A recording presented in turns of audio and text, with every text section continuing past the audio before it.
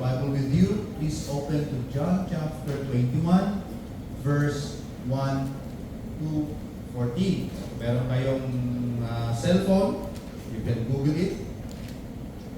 John chapter 21, verse 1 to 14. At sabihin lang po ng Amen sa mga nakakita nito. Hindi ko, basahin ko po sa New International Version. Are you there? Say Amen. Malakas? Amen. Ngayon para nakakita ka ng isang tipak na ginto. Amen! Dapat gano'n, di ba? Dapat ang Panginoon yan eh. Dapat yung ating response sa ating mga buhay dapat talaga ay buhay na buhay. Dahil sa salita ng Panginoon, sabi ng Word of God, ay salita ng buhay. Yan. Basa niyo po ba yung nilagay ni Brother Ace? Para dito nagpo-contrast Brother Ace. Basa ba? Basa? Maliwanag naman. O dito lang sa harapan pang malabo. Maliwanag. Maliwanag. Okay, so let's read. John chapter 21, verse 1 hanggang 14. Sabi nito, afterward, Jesus appeared again to His disciples by the Sea of Tiberias. Yung Sea of Tiberias, isa lang po yan, the Sea of Galilee. Ayan, minsan, kung saan lang sila part na banda, minsan ang tinatawag na Sea of Tiberias, sa ibang banda ko naman, Sea of Genesaret. Pero sa kabuuan yan, Sea of Galilee lang po yan. No? Sa iba't ibang lugar lang sila napupunta. Okay, then, sabi sa next, it happened this way. Ayan, it happened this way. Be mind of that word. Simon Peter, Thomas called Didymus, Nathanael from Cana in Galilee, the sons of Zebedee, the two others disciples were together. Ano kaya ang pinagkatipon-tipon ng mga disipulo na ito? Bakit sila nagsama-sama? Verse 3 said, I'm going out to fish. Sino nagsabi? Simon Peter told them. Aba, may proposal pa na si Peter, di ba? Nagtipon-tipon ito mga alagad, at Peter has a proposal. Ano yung proposal ni Peter? Mangingisda daw uli siya. Okay? And they said, we'll go with you. So they went out and got into the boat, but that night they caught nothing. Okay? Para bang isang kaibigan, lumalapit sa'yo, may business proposal, mag-invest ka dito. Sister Nina, mag-invest ka dito. Sister, Star. Then, at the end of the whole month, walang nangyari. Di ba? Ito yung mga disciples, no? Sabi doon, sige, sama ako sa'yo, di ba? Okay, I'm going with you. And they went, sabi doon, got into the boat, kinuha nila yung mga paraphernalia para mangisda. Of course, meron silang bangka, and first night, nakaka-discourage. They caught nothing. Verse 4, ito yung maganda sa verse 4. Early in the morning, ibig sabihin, ano itong mga isda na ito? Yata ang sarap ng mga ito. Panggabi. Di ba? Early in the morning, Jesus stood on the shore. But the disciple did not realize that it was Jesus. What happened to this? Hindi na realize na si Cristo yun. Maybe sa pagod, sa prostration, sa init ng tulog, di ba? Walang nakuha eh. Wala silang napala eh sa kanilang ginawa eh. Di ba? Then, verse 5 said, He called out then to them, Friends, haven't you any fish? Wala ka na hanap pala, kaya naman ka pa. Sa yung negosyo, munlad pa. Parang gano'n, di ba? Then, no, they answered. He said, Throw your net on the right side of the boat, and you will find some. It's imposible. Kapag kami ng isda, sabihin mo lang, yung aming lambat, ihulog lang sa kaliwa, at makakuha kami. Kumbaga, in a logical perspective of a fisherman, a veteran fisherman, anong ibig mong sabihin dito? Parang hindi na makuha, hindi na makunik. When they did, the good thing is that when they did, they were unable to haul the net in because of the large number of fish. Then the disciple whom Jesus loved said to Peter, "It is the Lord." Huh? It is the Lord.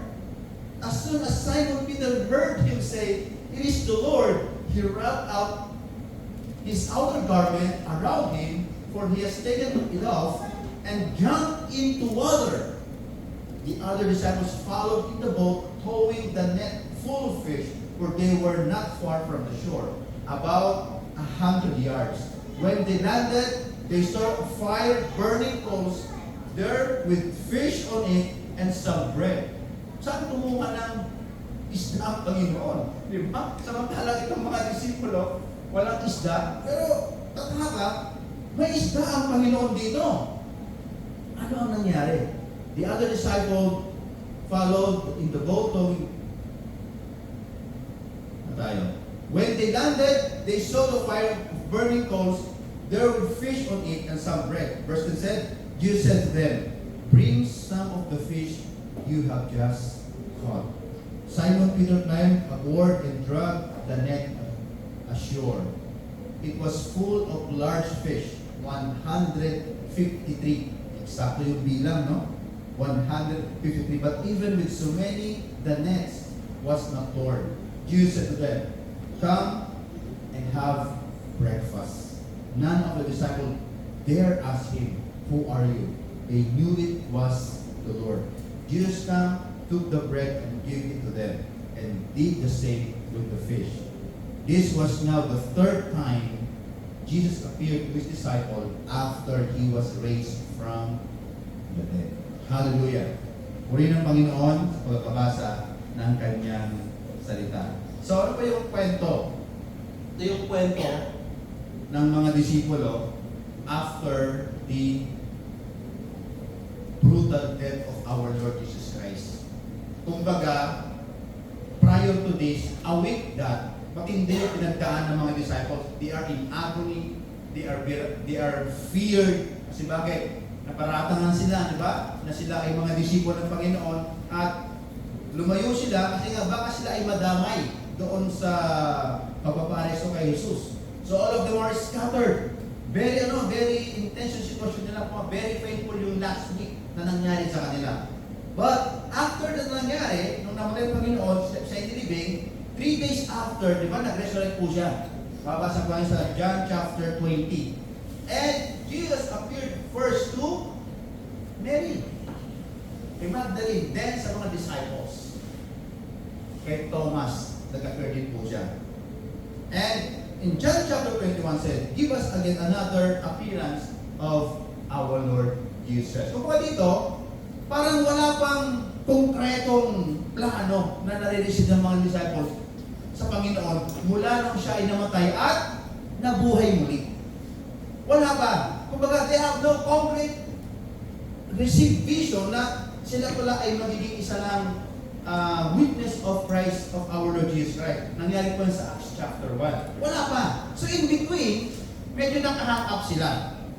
Kumbaga, parang si Peter, okay, so mga kapatid, guys, actually, ang Panginoon, di ba, nagpakita sa inyo?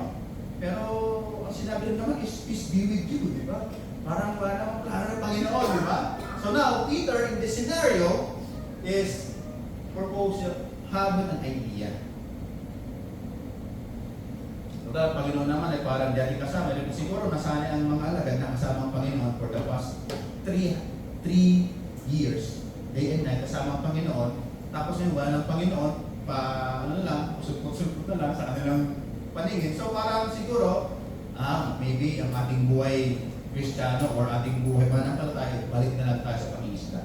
So nung ginawa ni Peter, Peter proposed a bright idea. Ano yun? Mga bro, parang ano, may idea ako. Ano yun? Mangingisda ulit ako. Hindi ba? Kung mga Peter is starting launching again a business and sumama yung mga alagad.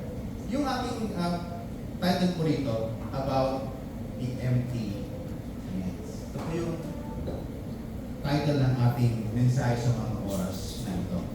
Okay, so the title empty nets is taken from the story of the fisherman in John chapter 21, verse 1 to 14. When we say net, ano ba sa Tagalog yan? lambat. Di ba? Sa Ilocano, tabukol tawag namin dyan. Oo. Tabukol, parang pangit sa Tagalog, no? Pero tabukol tawag namin dyan, di ba? So, sa mga fishermen, pag sinabi mo kasing sa paningin ng mga fishermen, ano yan? Yan ay trabaho para sa kanila. Amen ba? Yan ay source of income. Yan ang lambat. Kasi saan lambat? Kakitaan namin yan, trabaho namin, ano ba? Kabuhayan, showbiz sa kanila yan. Kaya pag fisherman ka, mahalaga na meron kang bangka, meron kang mga lambat, and ano ba? Yan ang pinagkakitaan nila. Kumbaga, ekonomiya ng pamilya yan eh. Yan ang kanilang buhay. And hindi lang yan, part yan ng kanilang buhay na. Sila Pedro, sila Zebedee, son of Zebedee, Daniel, part ng buhay nila yan. Sila ay isang full-blooded mangingisda. Kaya nung ang Panginoon ay yung ang kanyang appearances from the result, although is a good fruit na ang Panginoon namatay at nabuhay, dapat doon pa lang meron na silang eagerness to live. Pero mukha itong mga disciples ito, medyo naguguluhan pa rin sila. And one thing na ginawa nila, they would go back to their own business again. The Bible said, hindi naman masama, no? Yung sinabi ng Biblia, wala namang against ang Bible doon. At remember, itong mga tao nito, mga kapatid, hindi sila baguhan ng mga mangingisda. Ito yung mga veterano itong mga mangingisda. Alam nila ang galaw ng tubig, alam nila ang style ng mga isda. They know already. No? Kumbaga, wala silang hindi alam pagdating sa pangingisda. They know everything. Parang ano lang yan eh. Kumbaga parang driver lang yan.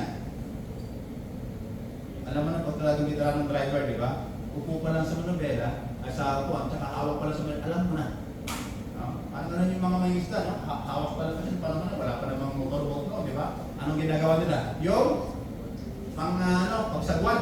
Sagwan pa lang ni Peter, di ba? Kitang-kita mo, magkaroon ng mga isda yan, di ba? Kasi bakit? Walang tilamsik. Di ba? Hindi ikaw nagsagwan. Puro tilamsik, tanong mo na yung bangka, di ba? Pero si Peter, suwabing-suwabe. Kaya makikita mo talaga eh. At hindi lang yung mga kapatid. Alam niyo ba yung lambat? May tamang awak niya sa paghahagis. Sino pa nakatry na maghagis ng lambat dito? Nakakita. Sino nakakita sa inyo na may naghagis ng lambat? Di ba? Pag naghagis ng lambat, di ba? Parang ang ganda ng mga bubo kayo, di ba? May technique ng mga kapatid. Hindi basta-basta iniit siya yun. Kasi pag yung lambat na yun, hinagis mo, ang hirap niyang ayusin. So talagang kailangan marunong ka. So yan sila Peter. Yan yung kanilang buhay. Kumbaga, sa ating mga kapatiran ngayon, no? Sa mga matagal mong nagtsatsaso dito, mga 5 taon, 10 taon, di ba? Numero pa lang. Alam mo na ang kulay ng sinuli. Tama ba ako? Ha? Sa mga nagtsatsaso dito. Pag sinabi 1179, ha? Alam mo kulay yan. Di ba? O, di ba? Sabi na, puti. Mali ako, di ba? Pag sinabi mo 1180 yan, alam mo na yun eh. Kasi nga, matagal ka na dyan eh. Pag sinabi mo 240, blue. 2111, alam mo ba siya, di ba? Alam mo na, yan yung sasakyan mo kung ng church, di ba? Kumbaga, ano na natin, hindi na kailangan i-remind sa atin, it's become a system of yourself. Mga paglilinis ng bahay, agad general, can you imagine? Dumagdag pa yung 7. Wahit na lang, may 7 pa. Kaya lumagay ka dyan, lang, paglinis mo talaga, mahirap mo maglinis. Alam niyo, mag-map kayo ng pabaliktad kayo, tapos saan ano pa ba? Na-imagine mo yun? You are mapping yung hagdan, pabaliktad kayo na humahakba. Ay mga kapatid, pag nagkamali kayo ng tapak dyan, hindi naman foam yung babagsakan nyo eh. Marmol yan, kaya simento. So, medyo delikado, di ba? Pero sa mga veterano, simple na lang. Yung atras na yon, feeling nila umakakit sila. Yung nakasimple sa kanila yon. Yung sa mga nag-aalaga ng mga bata ito, yung mga naging nani natin, ng mga patira, di ba? Alam na alam yun ang trabaho ng nani. Hapa ng lampit, alam nyo na. May lampit ba sa kuya? Wala naman. Di ba? So, alam na alam, just like Peter, di ba? Pero mga kapatid, ito yung matindi dito. Sa gitna ng husay mo, experience mo, galing mo sa trabaho, i-effort mo, napupurnado ka ba at ikaw pinapapagalitan? Have you ever experienced that? Kung kailan mo inaayos, parang doon nagugusot. Diba? Have you ever experienced that? Kung kailan ko binigay yung best ko, parang saka ako sumablay. Parang yung si Faye, yung anak ko, ng bunso. Sabi niya, Papa, okay lang naman yung ako sa math. Kung kailan ako nag-review, hinusayan ko, ang baba. Pero yung mga hinulaan niya raw, ang taas. Sabi niya, may sabi ko na, alam mo na yung trabaho mo. Isa ko na mamulog. Di ba? Kasi bakit? Mas mataas pag hinuhulaan mo. Sabi ko, hinuhulaan mo na lang. This is what happened to the disciples, mga kapatid. Kaya, pag sinayin mo sa mga disciples, empty nets. Sa isip nila, puro nada, bankrupt, lugi. Kaya sabi ng mga disciples, kung kailan kami nag-effort ng todo, ba't gano'n? Doon pa kami sumablay. Doon pa kami napasama. Now we feel the frustration of these disciples. Na? They are frustrated, disappointed, wondering na sa gitna naman, mga ano naman sila, mga fisherman naman sila. Alam naman nila ginagawa nila. Pero, meron silang malaking tanong. Bakit ganun? Have you ever tried to answer the question in your life? Lord, bakit ganon? Kung kailan ako nag-commit sa ministry, Lord, bakit ganon? Kung kailan ako nagbawas ng bago, Lord, bakit ganon? Kung kailan ako nag-i-effort, parang doon naman ako iwindang. You know what? That's how the disciples feel. Ginawa nilang best nila, they do everything para sila mabuhay. Pero ang nangyari, the Bible said, they caught nothing. Kung ba, may isang kataba, alam niyo kataba sa Tagalog? Kataba. Alam niyo ba yun? Yung mga malilitan na isda doon sa mga ano, sa mga estero. Ha? Wala, butete. Wala pa na isang butete sila nakuha. Ganon kasaklap. Ganon kasaklap yung naging ano nila. Yung naging sitwasyon nila. Kaya marahil may manangitan sa Lord, bakit ganon? When effort seems falling apart and resulted to disappointment, frustration, and problem, what will you do? Kung ikaw nasa sitwasyon ng mga disciples, ano gagawin mo? Anong mararamdaman mo? Kumbaga, you did your best, but your best wasn't good enough. Kantahan na lang, just once. Kung kailan ako nag-effort, kung kailan ako inayos ang buhay ko, ginawa ko ng tama, bakit gano'n? Napupurnada. Tingnan natin mga kapatid ang kwento ng mga disciples ito. Let's take a look, the verse 1 to 3. Ano sabi doon? Ano sabi doon? It happened this way. No? Sabi doon, after nagpahitan pa yun sa kanila, then sabi doon, it happened this way. Sa Tagalog, ganito po ang nangyari. Si Simon Peter, sila Nathaniel, at mga ibang mga disciple, meron silang magandang idea. Ano yung idea nila? Sila ay mangingisda. At sumama sila kay Pedro para mangisda. At the story said, wala silang nakuha. Pero bago yung mga kapatid, no? Sa Matthew chapter 4, verse 18 to 22, ito po yung ating cross-reference. Ano naman yung pangyayari dito? Wala po dyan sa ating monitor. Punta nyo na lang po. Sa Matthew chapter 4, verse 18 to 22, sabi dito, as Jesus was walking beside the Sea of Galilee, He saw two brothers, Simon called Peter and his brother Andrew. They were casting a net into the lake, for they were fishermen. Ang sabi ng Panginoon, come, follow me, Jesus said, and I will make you fishers of men. Verse 2 said, once they left their nets and followed Him, going on from there, He saw two other brothers, James, the son of Zebedee, and his brother John. They went into the boat, their father Zebedee preparing their nets. Jesus called them. Immediately they left the boat and their father's net and followed Him. Sino makita, sa simula ng buhay nila, ng journey nila sa Panginoon, nung tinawag sila ng Panginoon, immediately, iniwan nila kung ano yung negosyo nila noon, di ba? Para sumunod sa Panginoon. But right after 3 years, nung nasaksihan nila ang matinding karanasan ng Panginoon sa krus ng Kalbaryo, nung nakita nilang parang pinahirapan ng kanilang Panginoon, ang kanilang rabbi, then they are waiting for something to happen in their life. Habang sila naghihintay, wala silang ibang maisip kundi bumalik ulit sa kanilang buhay. Ano sabi doon? Nagbigay ng proposal si Peter na sila yung mangingisda ulit. And it seemed, nakarelate naman yung lahat. Oo, Peter, no? Tama, no? Tama naman, kayo mangingisda. Let's go. Ano sabi nila doon? They went out, got in the boat. So doon, magkala natin how they give an effort. They went out. Pumunta sila. And sumampa na sila sa bangka. Ito yung mga bagay na papakita kung paano na sila talagang nag-prepared, nag-effort, gumalaw, kumilos, sa mga napag-usapan nila. But, sabi doon, but that night, yung time na sila nag-decide na gumawa ng para sa kanilang ibubuhay na, gawin ang kanilang dating ginagawa, but that night, they caught nothing. Dito ko na makikita, yung tinatawag na the pain of empty effort. Have you ever tried that? Like effort kayo ng todo, okay lang binibigay yung best mo. Parang doon pa mas nararamdaman mo yung mga pain sa buhay. Bakit ganun, Lord? Kumaga, after all preparations, the disciples, after all their experiences, after all the equipment that they have, the skills that they have, in everything that they have about fishing, ano nangyari? Wala silang nakuha. Ano yun?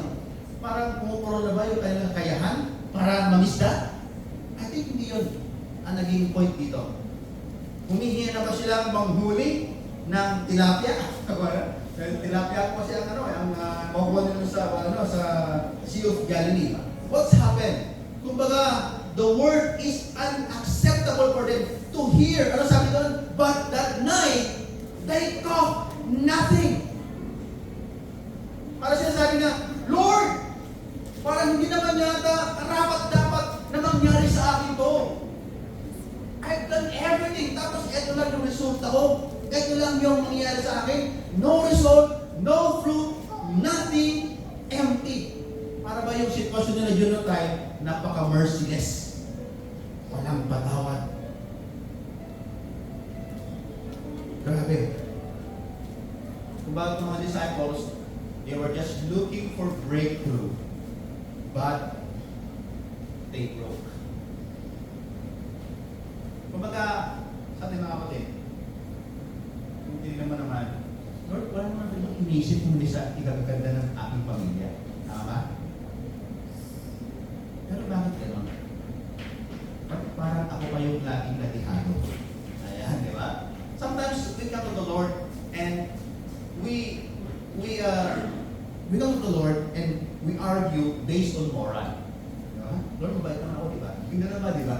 We are the Lord based on our morality. Di ba? Nagbago na nga ako, hindi na ako, nakakapi, hindi na ako nag-curse ng mga tao, something sa tanong masama sa atin. But Lord, why this thing happens to me? Sometimes we come to the Lord and argue in our own morality. Remember, in our own morality ay minsan hindi naman talaga yung titignan ng Panginoon sa atin. Parang yung kwento, no? Ng isang magulang. Ito, alam natin mga kwento na ito. Na nagpakahirap ng magtrabaho sa probinsya. Kasi nga pinapaaral yung kanyang anak sa Manila. Init sa probinsya, yung pagtatanim ng palay, lahat yan yung ng magulang. Para lang mapatustusan yung pag-aaral ng kanyang anak sa Manila. Pero dumating yung point, nalaman niya yung kanyang anak na kulang-kulang pala. Walang ginawa kundi mag-party-party, nag-disco lang pala. Ano maramdaman niya sa tatay? Kung kayo ay papa. Sakit, di ba? Parang, grabe, anak, hindi ko pinahalagahan yung hirap namin, yung effort namin. Akala namin, anak, ikaw yung pag-asa. Ikaw pala ang susisira ng pag-asa ng ating pamilya. Parang mga OFW ko, nakatulad mo niya. Napakalayo ka sa inyong pamilya. You dare go abroad. Mahiwala siya yung mga anak, yung mga piling. Bakit? Para lang kayo ay pagkaroon natin ng kinabukasan sa inyong pamilya. Patustusan ang kanilang ang kanilang buhay, ang kanilang magandang kinabukasan. Pero mga kapatid, ito ang nangyari talaga.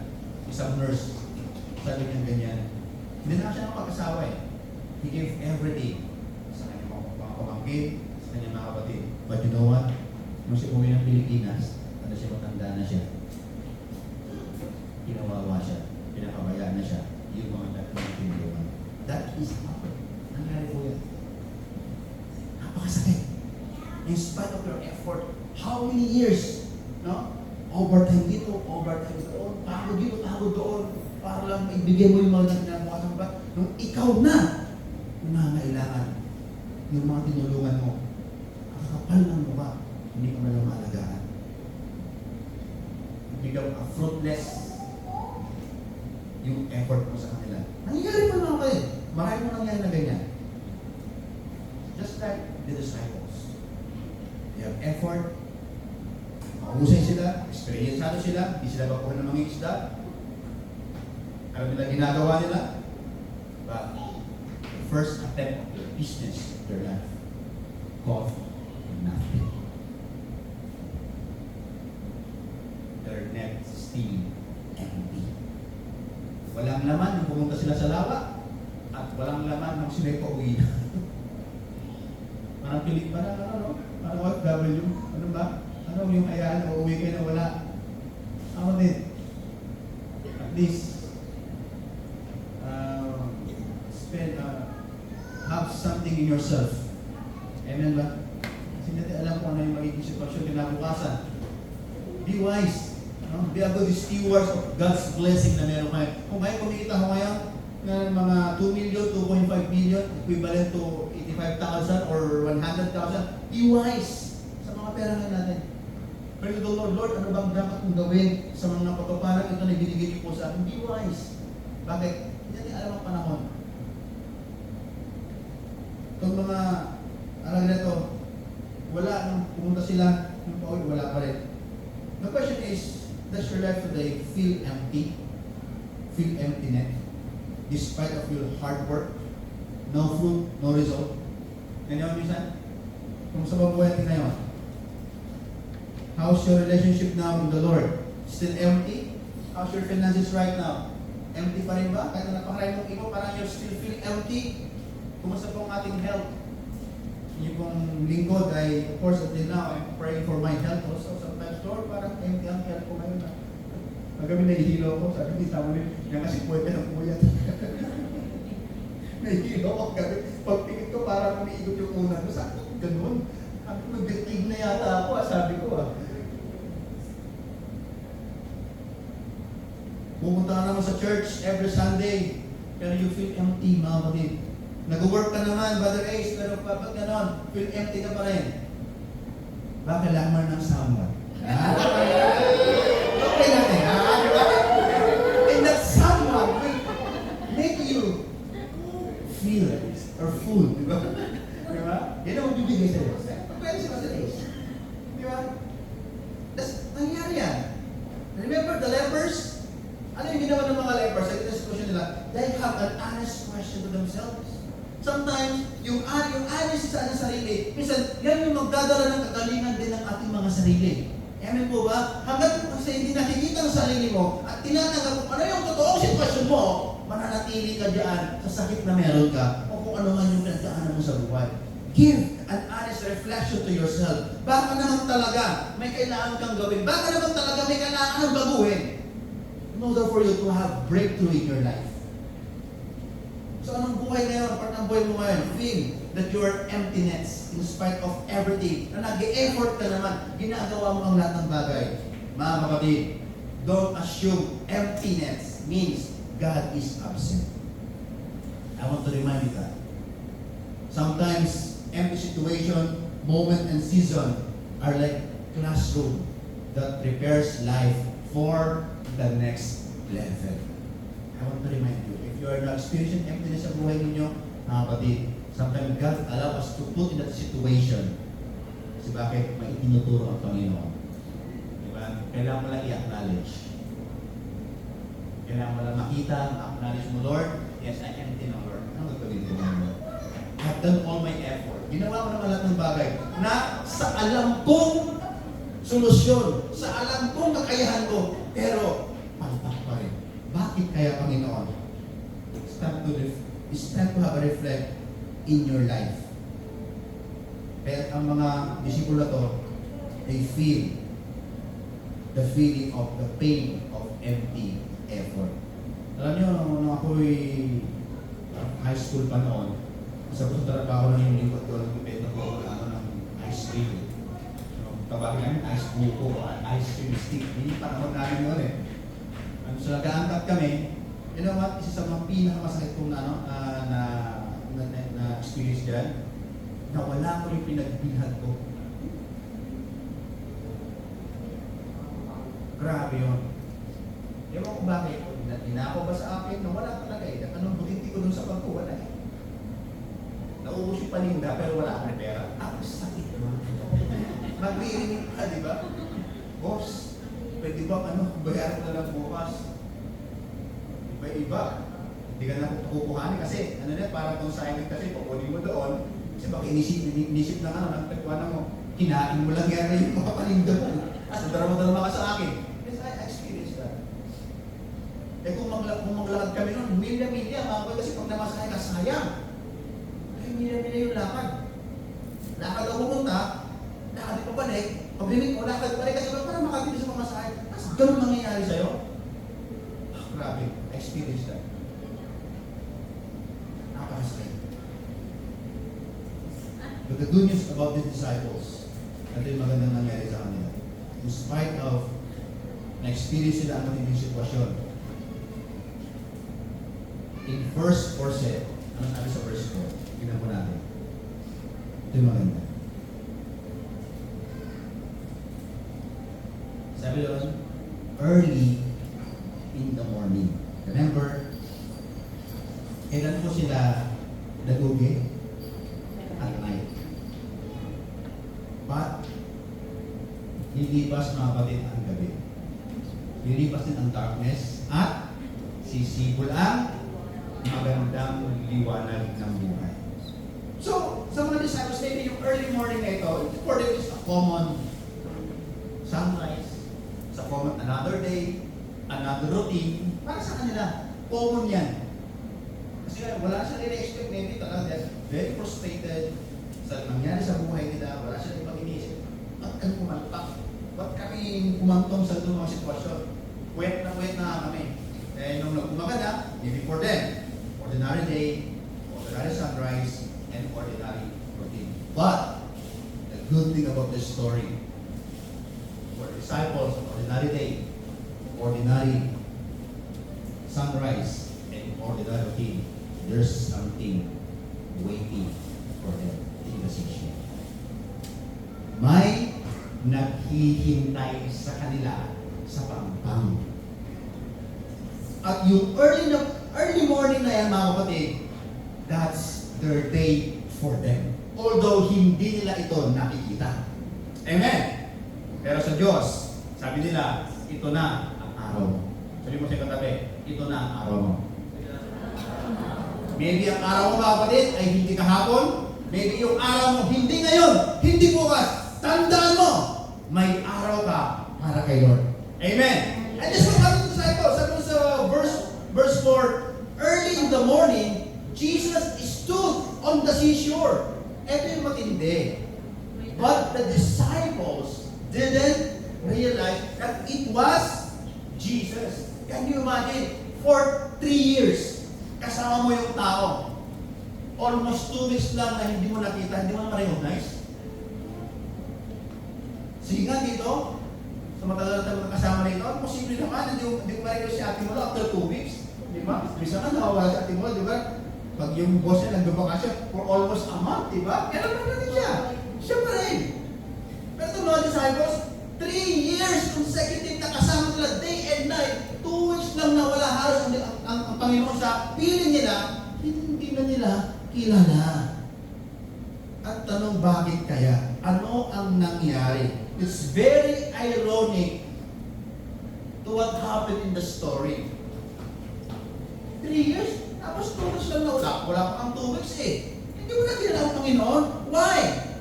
Sabi doon, Jesus stood on the seashore, but the disciples didn't recognize or realize na siya pala ang Panginoon. Ang tanong mo sa inyo, ano kaya yung reason? Bakit hindi nila na-recognize or na-realize na si Kristo pala naghihintay na sa pampang? You have any idea? What is the reason? Ha? At ano rin yung reason minsan, bakit sa ating buhay hindi natin na-recognize na si Kristo na pala yung kausap natin? May sinasabi na ng Panginoon, tinatawag ka na pala, pero never bang na-recognize ang kanyang boses? Do you think, what is the reason? Why the disciples, even us now, ang Panginoon ay until tinatawag tayo, gusto ng Panginoon makipag-fellowship sa atin, pero kadalasan, hindi mo naririnig ang boses ng Panginoon. What is the reason?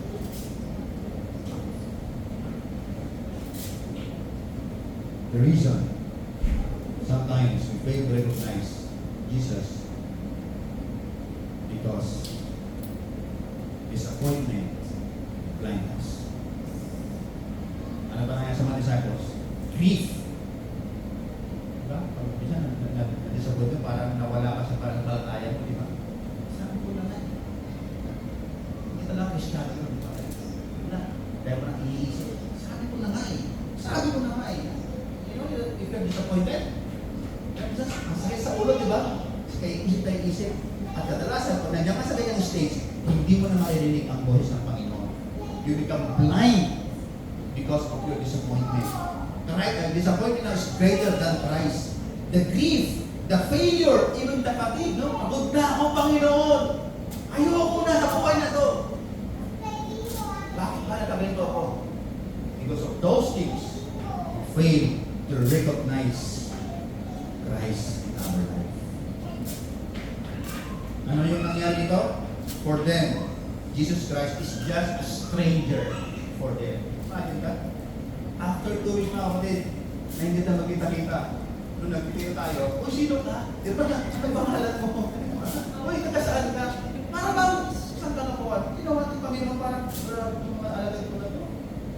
Pinag-fasting ko sila ng ilang beses, tapos halos wala pang 1 linggo, 2 linggo kung din kasama. Hindi na ako kilala. Ang sakit, di ba? Why? Because those disciples are in their grief, their disappointment.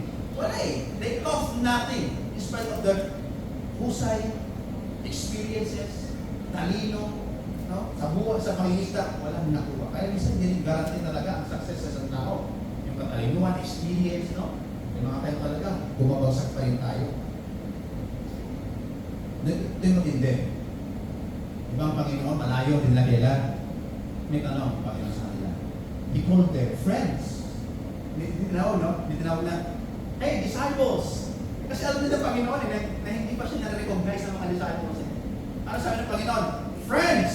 Bro! Parang gano'n, di ba? Mga bro! Haven't you any fish? Kaya ba yung hindi tanong? Pornada ka na nga, di ba? Wala ka naman ako.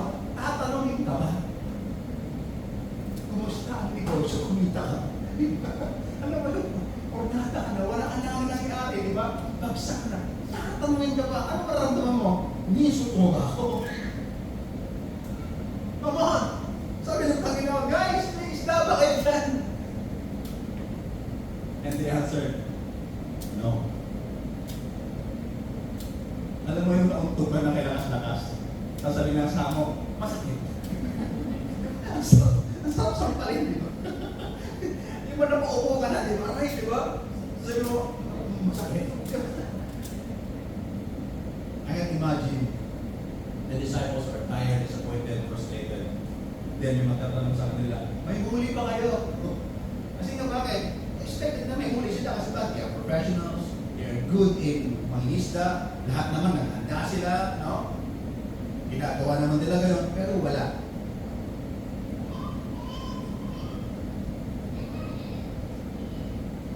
And this is the good thing about today. One thing that I tell the disciples, in spite sa kanilang pangyayari nito, may isang hamon ng Panginoon sa kanila.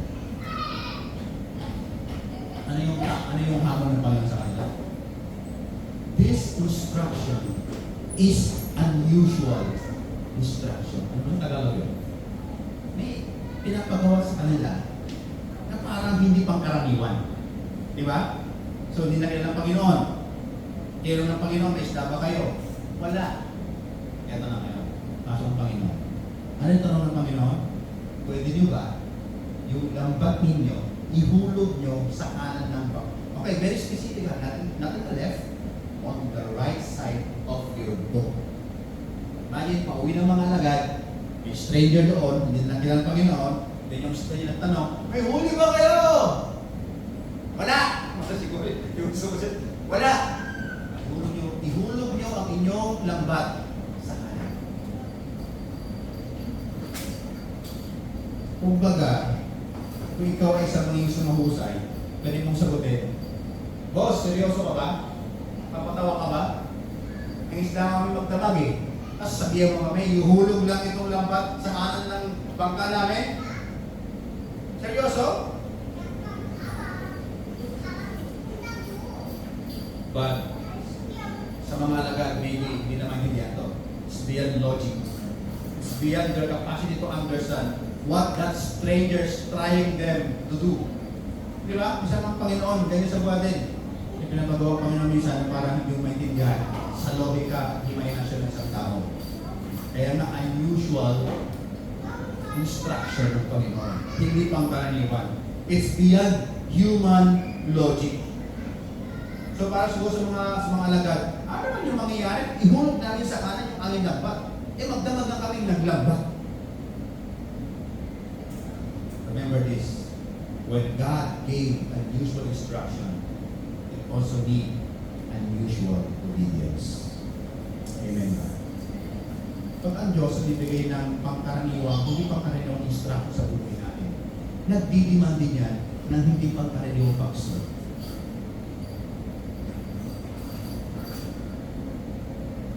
At ang tawag dyan mga kapatid ay salitaan trust. Hindi ka pwedeng sumunod sa Diyos na hindi mo siya pinagkakatiwalaan. Amen po ba? Unless na pagkakatiwalaan mo ang Panginoon, susunod ka. So it means obedience comes when you are fully trust the word of the Lord. Pagdabi ko, matin po ako ng masterclass ni Bishop Ariel.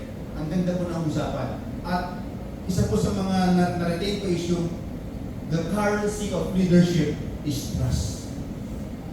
Oh, sabi ko, yes, ako yun. The currency of leadership ay trust. Kasi kung saan leader at walang tiwala sa iyo yung mga tagasunod mo, paano ka magiging leader? Tama? So the currency of leadership is trust. My question to you mga kapatid, do you trust the leadership of Jesus Christ in your life? Nagtitiwala ba kayo sa pamumura ng Panginoon sa inyong buhay? Ano sabi doon sa John chapter 21 verse 6? He said, throw your net on the right side of the boat and you will find some. When they did, they were able to haul the net because of the large number of fish. Mga kapatid, minsan, miracles sometimes come not because we are praying, we are waiting. Miracles comes not because more effort. Miracle comes because of simple obedience. Minsan, ang dami natin ginagawa sa ating buhay. Minsan, pinupuno natin ng schedule ang ating sarili. Nag-iisip pa tayo ng mga ibang bagay ano yung dapat natin gawin para masabi mo lang, Lord, pagpalain mo naman ako. Pagod na ako. Pero isa lang ang hinihingi ng Panginoon, simple pagsunod sa kanyang kalooban. It happened when the disciples obeyed the Lord because they trust the word of Him. What happened to them? Yung gabing-gabi, napurnada sila. Dahil nga, yung kinaumagahan, maybe for them, hindi ito yung kanilang araw, pero sa Panginoon, araw nito. Ako bahala sa inyo. It is your day. It is your breakthrough. Isang sunod lang nila. Ano nangyari sa nila? From emptiness to fullness. Hallelujah.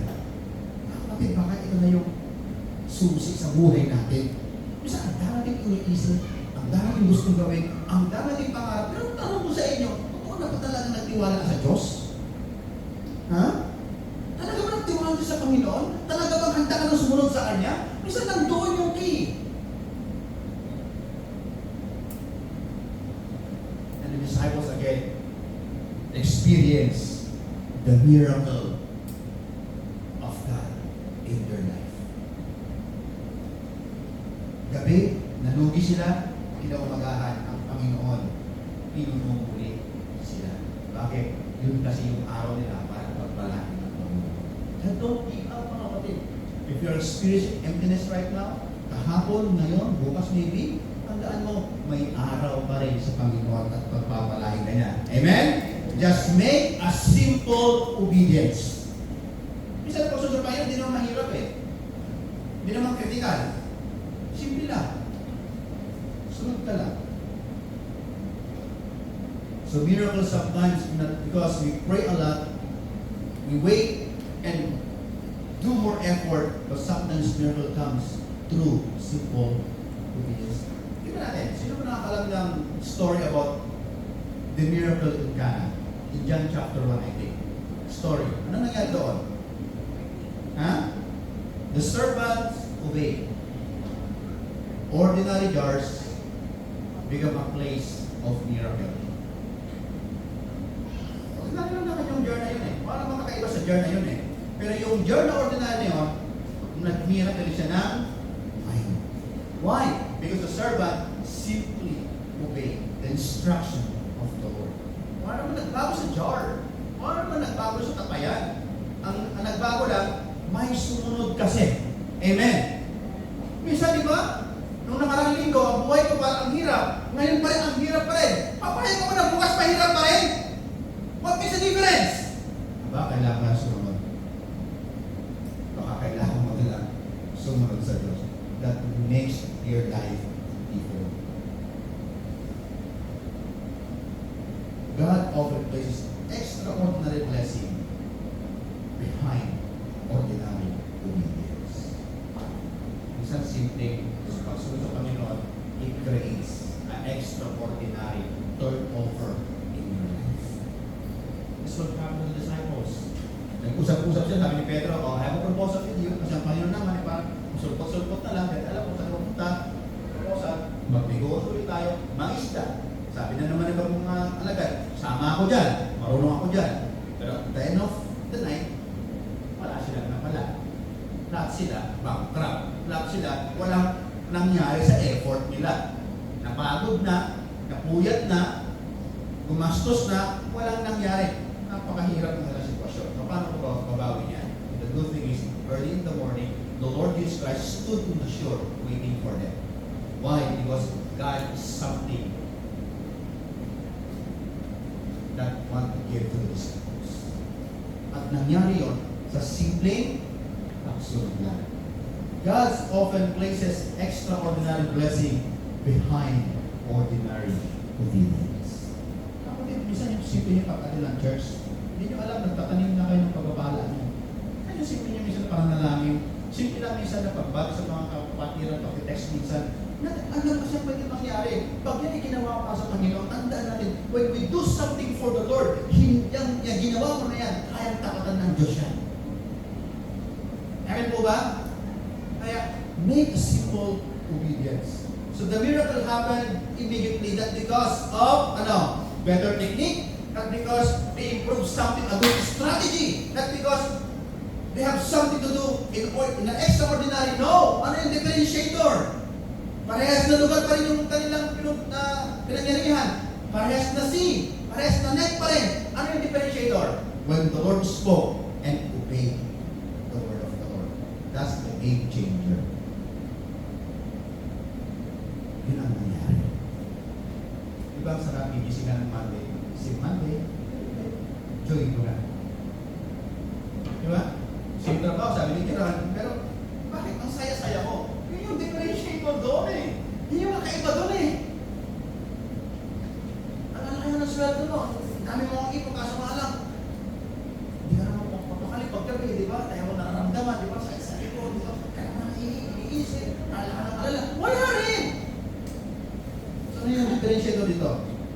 Apart from Christ, the same seed produce nothing, but with Christ, it overflow.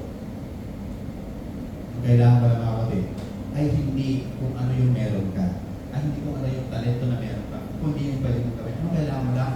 Kasama mo dapat si Jesus. Amen? You always fellowship with Christ. Because when you are with Christ, that's the differentiator of your life.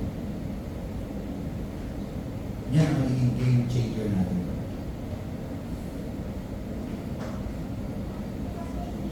Sa maraming mga believers, Lord, ano ang magandang pwede kong gawin sa buhay? Ano ang magandang pwede kong itry? Pumunta ulit sa Canada, sa Australia, ano ang maganda? Pero minsan sabi ng Lord, kung ano yung pinapagawa ko, yun ang gawin mo. Don't make things complicated. Sabi ng Panginoon, just said, simple lang. Kung narinig mo, sabi ng Lord, mag-pray ka, pray. Huwag mo nang gawin komplikado. Hindi ba kasi parang mas nakita ka siguro kung meron ka ibang trabaho. Siguro mas mga trabaho na may mga kaibigan kasi masasabihin ko, meron pa mas magandang over dyan. So karamihan mga kapatid, tayo rin ang nagbibigay ng komplikasyon sa ating mga sarili. Honest person. Amen ba? Lahat tayo yan, even na. Simple lang, sabi ng Panginoon, gawin ko lang kung ano nagpagawa. The net full, but something even greater about to happen. The greatest miracle is not the fish. Alam niyo yung greatest miracle dito? Nangyari? Hindi naman yung marami sila nakuha eh. You know what is the greatest miracle? When they start recognizing that He is the Lord. Amen. Tingnan mo nga, hallelujah! Kaya kapatid, sa buhay natin, hindi naman kung gaano meron ka eh. Yan ang miracle mo eh. Ang miracle sa buhay mo, kung natutunan mo ng gawing Panginoong Jesus at tagapagligtas sa Jesus sa buhay mo. Amen ba? Kung nare-recognize mo na siya ang Panginoon mo. Kung nare-recognize mo na siya ang tagapanguna ng buhay mo, that's the great miracle in your life. Kaya ginawa ni Peter, kung nag-dress niya, nilagay niya yung kanyang damit, hindi niya pinakabot yung pangkalo sa seashore.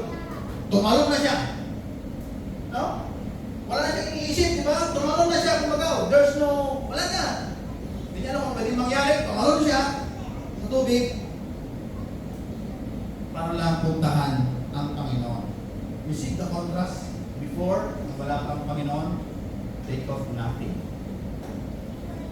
Nung na-recognize ng Panginoon, biglang nagkaroon ng pagpapala ang kanilang mga buhay, ang mga alaga na ito. Peter forgets the fish. Samantalang, di ba? Yung reason na kaya natin ang isda, kumuha ng isda, wala nga. Pero nag-miracle, Peter forget the fish. Dahil in the water, pumunta sa Panginoon. Because once Christ become your greatest treasure, everything else become secondary. I repeat, kung matutunan mo na si Kristo ang iyong pinaka-treasure sa buhay mo, lahat ng bagay sa mundo nito is just secondary. Amen po. Kung ang bawat isa kayo matutunan na si Kristo pala ang higit na treasure natin sa ating buhay, higit na ating kayamanan, other things is just a secondary. You will always come to Christ, not because you have the blessing. You always come to the Lord, not because what you have, because the greatest treasure in you is that what based on what you see and what you touch and feel, the greatest treasure in you, walang iba, kundi si Kristo. Amen po ba? Ating palakpan ng Panginoon. Hallelujah! How we become more excited about God's blessing than God's presence? Tayo po ba? Saan tayo mas na-excite? Sa blessing ng Panginoon o sa Kanyang presensya? Ha? Pag ba kayo bigyan ng bonus ng iyong mga sadya? Grabe! Wow! Galit! Di ba? Tikitong! Di ba? Galit! Di ba? Ano ba mas bibigyan sa inyo? Yung kayo ang mas presensya ng Panginoon o yung pagpapala na ibinibigay sa inyo ng Panginoon? Peter recognized Jesus Christ. And that recognition produced action. Real faith always move. Real faith always move. Peter, that because he understood everything, kung nakita niya ang Panginoon, nakita niya lahat. No! Isang bagay lang si Peter. Nung narito siya ang Panginoon, wala na siyang pakialam. He go directly to the Lord Jesus Christ. Mga kapatid, napakahalaga sa mga oras po nito. In our present day, we as a Christian, continue to recognize the voice of our Lord Jesus Christ. Amen. I don't know kung paano siya nagsasalita po sa inyo. I don't know paano mo na-recognize ang voice ng Panginoon. I don't know. But one thing, when Peter recognized Christ, forgot the blessing, and Peter goes straight to our Lord Jesus Christ. Panginoon, ikaw pala yan. Sarap mo, di ba? Diba sarap na dumating ka sa point na nalilibot ka sa Diyos? Di dahil sa kapapalain ka yan. Dapat umabot tayo sa ganung klase ng maturity sa ating mga sarili bilang mga nandito. Naglilingkod ka sa Diyos. So bakit Diyos sa kasi? Wala na. Palain mo na ako ng Panginoon. Ano man yung mangyayari? I want to serve my God, my Savior. Ay, pag ganyan na yung puso ko, mga kapatid, sabi sa iyo, hindi ka na kailangan paalahan ng pastor o mga leaders ng church. Ay, umatin ka naman, sister. You have your own. Kasi bakit? Hindi na kailangan. Alam mo kung sino yung Diyos mo.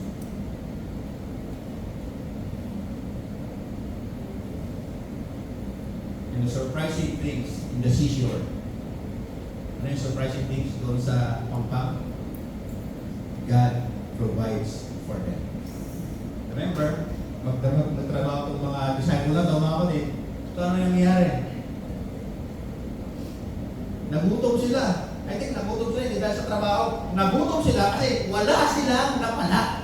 Di ba nakagutom yun, di ba? Isip, di ba? Naku, ba nangyari sa amin, di ba? Parang yung testimony natin, di ba? Naku, akala ko okay na, nakaplano na ako, di ba? This is the Lord. And suddenly, bang! But the good thing natin, God already provided for you.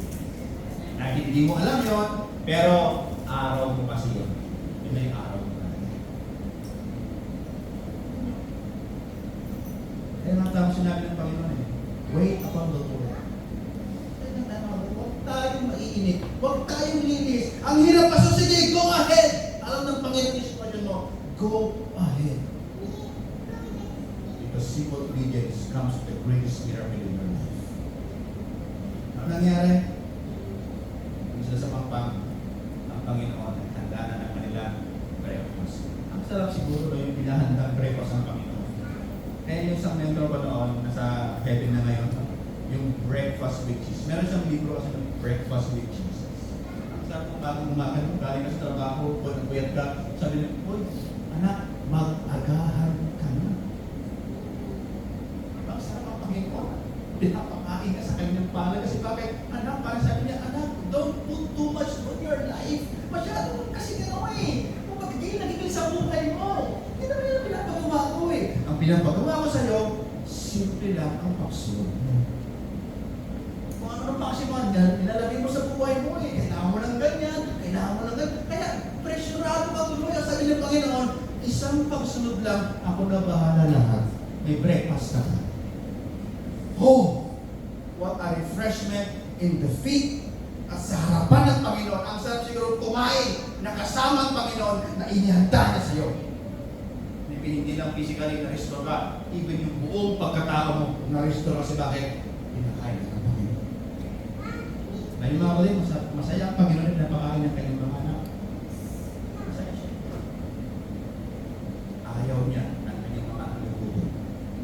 Pero minsan, yung pagkutuban kasi, ayaw din naman ang gagdalaan sa sarili.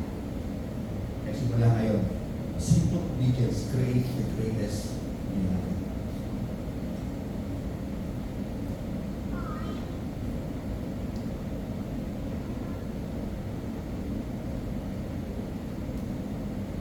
Now the entire story comes together. Why Jesus allowed them to touch nothing? Ito mo yung buong story. Control pa rin ng Panginoon yun eh. Di ba? Pero bakit ang Panginoon? Inalaw pa rin yung human decision ni Peter Nandun si Peter, nang-convince pa. Why? But just allow them to happen. Why? Because emptiness prepared their heart to the fullness of Christ. Dahil doon sa darkness of times nila, wala silang nakuha, empty yung next nila, doon nila mas matatagpuan ang kabuuan ng Panginoon sa kanilang buhay. Kaya mga kapatid, be prepared in your emptiness, in your loneliness, in your faithfulness, in everything, in your brokenness, be prepared. God is waiting for you at the seashore. Amen? Sabagay sabi ng Panginoon, this is now your day. Sabihin niya tayo mga Mr. Rosel sa'yo, Mr. Rosel, sabi ng Panginoon, may panahon din sa bawat ito sa kabuuan. May panahon. Sa Panginoon, may panahon ang lahat ng bayan. Kailangan natin simple obedience. Your success now does not depend on how experienced they are in fishing. From casting nets, paddling the boat, hindi na doon nakita ng mga disciples, nakadepende ang success nila. Now, they understand that their success ay nakadepende na kung paano sila sumusunod sa simple instruction na ng Panginoon sa buhay. And from that time on, alam nila na sila ay magsasucess sa anumang larangan ng kanilang buhay sa pagsunod sa Panginoon. Hindi dahil sa meron sila, kundi sa salita ng Panginoon na dapat nila sa buhay. That's what happened. Diba? Kaya nga sa Acts chapter 1, the whole chapter of Acts, ano nangyari sa mga apostol? Grabe sila.